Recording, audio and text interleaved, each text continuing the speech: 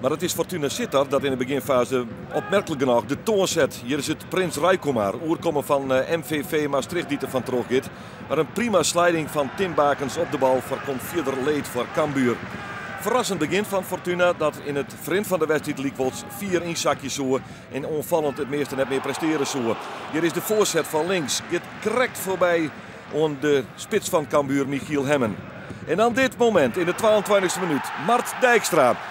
Kan het in de combinatie net vinden en ziet het dan maar in de schot. Wat een doelpunt. Ja, hij zat er heel lekker in en ik raakte hem op zich prima. Dus ja, ik had niet verwacht dat hij zo mooi in zou zwabberen, maar ik ben er heel blij mee. Zij gaven heel veel ruimte weg in de opbouw en ik zag het gat en ik dacht ik stoom een keer door. En nou, de ruimte bleef maar komen, dus ik denk ik haal ook een keer uit.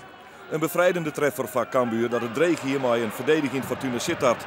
Hier gaat Melvin de Van Leeuw van terug op de linkerkant. Prachtig schot, maar dat eindigt op de latte.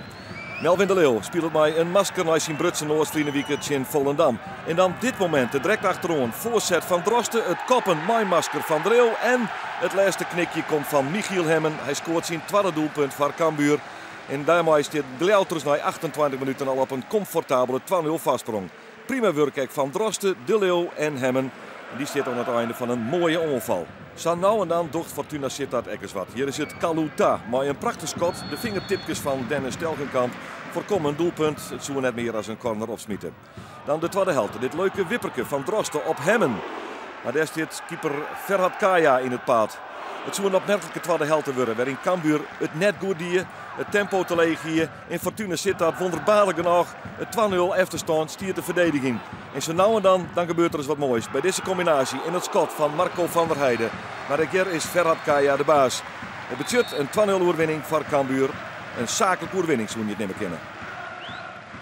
Je moet zeer zakelijk zijn. We hebben in het verleden dit soort wedstrijdjes heel gemakkelijk hebben dat weggegeven of zijn we in de problemen gekomen. En ik had nou niet vanavond het gevoel dat wij direct in de problemen zouden komen.